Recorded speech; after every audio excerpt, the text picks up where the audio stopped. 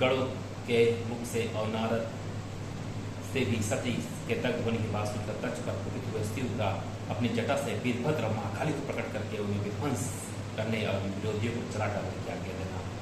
ब्रह्मा जी कहते हैं, नारद व आकाश बड़े सुंदर सब देवता आदि भयभीत तथा विस्मित हो गए। उनके मुख से कोई बात नहीं निकली। वे इस तरह खड़े या बैठे रह गए मानो उन पर विशेष मोह छा गया हो। भृगु के बल मंत्र बल से भाग जाने के कारण जो भी शिवर नष्ट होने से बच गए थे भगवान शिव के शरण में गए। उन सब ने अमित तेजस्वी भगवान रुद्र को फली भाग सादर प्रणाम करके वहाँ यज्ञ में जो कुछ हुआ वह सारी घटना उनसे कह सुनाई। गढ़ बोले, मैं दक्ष बड़ा दुरात्मा घमंडी है। उसने वहाँ जाने पर सती देवी का अपमान किया और देवताओं ने भी उनका आदर नहीं किया। अत्यंत गर्व से भरे हुए उस दुष्ट दक्ष ने आपके लिए यज्ञ में भाग नहीं दिया, दूसरे देवताओं के लिए दिया और आपके विषय में उच्च स्वर से दो वचन कहे। प्रभु, यज्ञ में आपका भागना देखकर सती देवी कुपित हो उठी और पिता की बारंबार निंदा करके उन्होंने तत्काल अपने शरीर को योगाग्नि द्वारा जलाकर भस्म कर दिया। यह देख 10,000 से अधिक पार्षद लज्जावश शस्त्रों द्वारा अपने ही अंगों को काट कर वहाँ मर गए। शेष हम लोग दस्तक कुपित हो उठे और सब को भय पहुंचाते हुए विवेक पूर्वक उस यज्ञ का विध्वंस करने को उद्यत हुए, परंतु विरोधी भृगु ने अपने प्रभाव से हमें तिरस्कृत कर दिया। हम उनके मंत्र बल का सामना न कर सके। प्रभु, विश्वभर वे ही हम लोग आज आपकी शरण में आए हैं। दयालो, वहाँ प्राप्त भय से आप हमें बचाइए, निर्भय कीजिए। महाप्रभु, उस यज्ञ में दक्ष आदि सभी दुष्टों ने घमंड में आकर आपका विशेष रूप से अपमान किया है। कल्याणकारी शिव, इस प्रकार हमने अपना सत्य देवी का और मूल बुद्धि वाले दक्ष आदि का सारा वृत्तांत कह सुनाया। अब आपकी जैसी इच्छा हो वैसा करें। ब्रह्मा जी कहते हैं, नारद, अपने पार्षदों की आवाज सुनकर भगवान शिव ने वहाँ की सारी घटना जानने के लिए शीघ्र ही तुम्हारा स्मरण किया। देवर से तुम दिव्य दृष्टि संपन्न हो, अतः भगवान के स्मरण करने पर तुम तुरंत वहाँ पहुँचे और शंकर जी को भक्त पर प्रणाम करके खड़े हो गए। स्वामी शिव ने तुम्हारी प्रशंसा करके तुमसे दक्ष यज्ञ में गई हुई सती का समाचार तथा दूसरी घटनाओं पूछा। शंभु के पूछने पर शिव में मन लगाए रखमारे तुमने शीघ्र ही यह सारा वृत्तांत क्या सुनाया जो दक्ष यज्ञ में घटित हुआ था। मुने, तुम्हारे मुख से निकली हुई बात सुनकर उसमें महान रौद्र पराक्रम से संपन्न सर्वेश्वर रुद्र ने तुरंत ही बड़ा भारी क्रोध प्रकट किया।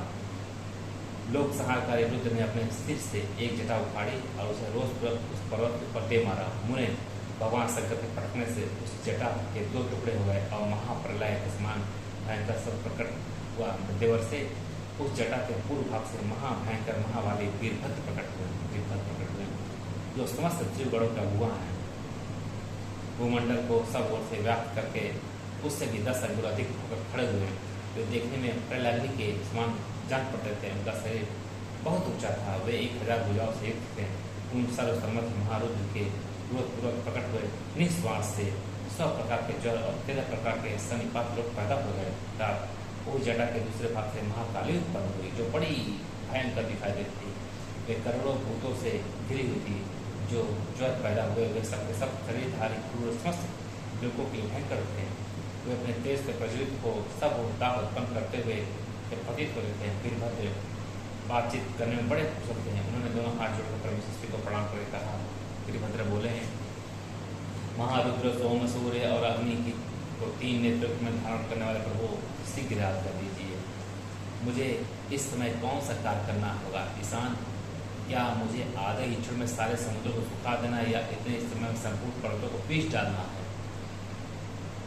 मैं एक ही समय ब्रह्मांड को भस्म कर डालूंगा, समस्त देवताओं मुनीश्वरों को जलाकर राख कर दूँ। शंकर, ईशान, क्या मैं स्वस्थ लोगों को उलट दूँ या संपूर्ण प्राणियों को नाश कर डालूँ? परमेश्वर, आपकी कृपा से कहीं कोई भी ऐसा कार्य नहीं जिसे मैं न कर सकूं। पराक्रम कार्य में निष्मानता करने वाला वीर ना पहले कभी हुआ और ना आगे होगा। शंकर, आप किसी तिनके को भेज दें तो वह भी बिना किसी यत्न के क्षण भर में बड़े से बड़ा कार्य सिद्ध कर सकता है। इसमें संशय नहीं है संभव। यद्यपि आपकी लीला मात्र से सारा कार्य सिद्ध हो जाता है, तथापि जो मुझे भेजा जा रहा है या मुझ पर आपका अनुग्रह है संभव। मुझ में भी जो ऐसी शक्ति है वह आपकी कृपा से ही प्राप्त हुई है। शंकर, आपकी कृपा के बिना किसी में भी कोई शक्ति नहीं हो सकती है। वास्तव में आपकी आज्ञा के बिना कोई तिनके आदि को भी हिलाने में समर्थ नहीं है। यह निस्संदेह कहा जा सकता है, महादेव मैं आपके चरण में बारंबार प्रणाम करता हूँ। हर आप अपने अभिष्ट कार्य की सिद्धि के लिए आज मुझे शीघ्र कीजिए संभव। मेरे दाहिने अंग बारंबार भड़क रहे हैं, मतलब दाहिना अंग मतलब युद्ध के पड़ रहे हैं। इससे सूचित होता है कि मेरी विजय अवश्य होगी। अतः प्रभु मुझे भेजिए शंकर, आज मुझे कोई अभूतपूर्व एवं विशेष हर्ष एवं उत्साह का अनुभव हो रहा है और मेरा चित्त आपके चरण कमल में लगा हुआ है। अतः पग पग पर मेरे लिए शुभ परिणाम का विस्तार होगा। संभव आप शुभ के आधार है, जिसकी आप में सुदृढ़ भक्ति है उसी को सदा विजय प्राप्त होती है और उसी का दिनों दिन शुभ होता है।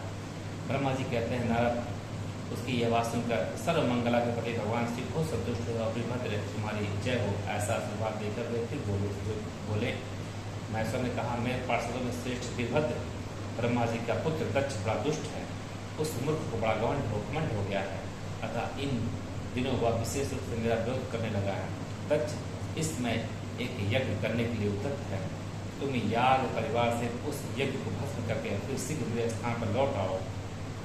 यदि देवता गंधर्व यक्ष अथवा अन्य कोई तुम्हारा सामना करने के उद्यत हो तो उन्हें भी आज ही शीघ्र और सहसा भस्म कर डालना।